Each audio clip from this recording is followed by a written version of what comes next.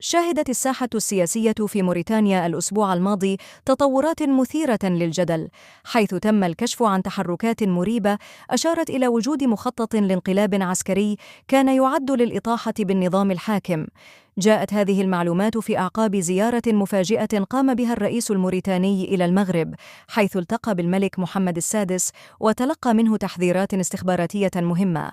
موريتانيا التي شهدت سلسلة من الانقلابات في تاريخها تعتبر واحدة من الدول الإفريقية التي يظل فيها الجيش لاعباً أساسياً في المشهد السياسي. خلال العقود الماضية تعاقبت أنظمة عسكرية ومدنية، إلا أن الاستقرار السياسي لم يتحقق بشكل كامل. زيارة الرئيس الموريتاني الأخيرة إلى المغرب سلطت الضوء على العلاقات بين البلدين، خاصة أن المغرب قدم معلومات استخباراتية حساسة حول وجود مؤامرة انقلابية وشيكة.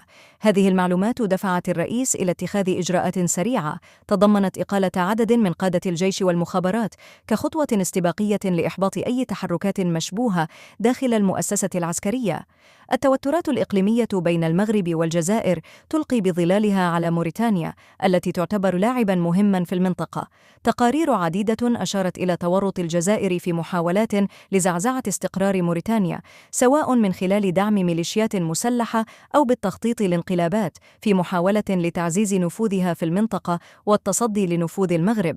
إقالة قادة عسكريين وأمنيين كبار قد تؤدي إلى إعادة ترتيب المشهد الأمني والسياسي في البلاد، ورغم أن هذه الخطوة تعكس قوة النظام الحالي في مواجهة التحديات، إلا أنها قد تثير توترات داخلية في أوساط المؤسسة العسكرية. من ناحية أخرى، تعكس هذه الأحداث هشاشة الوضع الأمني والسياسي في موريتانيا، حيث لا يزال الجيش ينظر إليه كقوة مؤثرة في الحياة السياسية، مما يثير تساؤلات حول مدى استقرار النظام الديمقراطي في البلاد.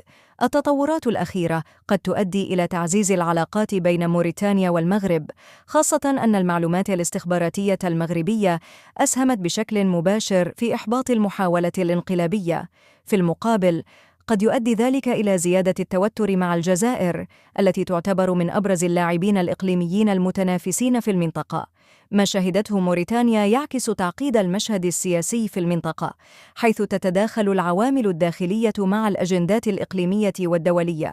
ورغم نجاح النظام الموريتاني في إحباط المخطط الانقلابي، إلا أن التحديات لا تزال قائمة.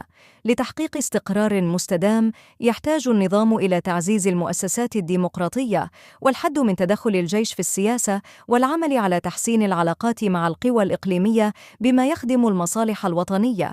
يبقى السؤال مطروحاً: هل ستتمكن موريتانيا من تجاوز هذه المرحلة الحساسة بسلام، أم أن المنطقة ستشهد مزيداً من التوترات؟